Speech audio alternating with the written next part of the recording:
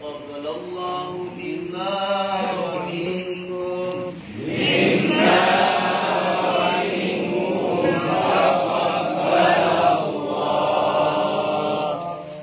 أعوذ بالله من الشيطان الرجيم بسم الله الرحمن الرحيم قل هو الله أحد الله الصمد.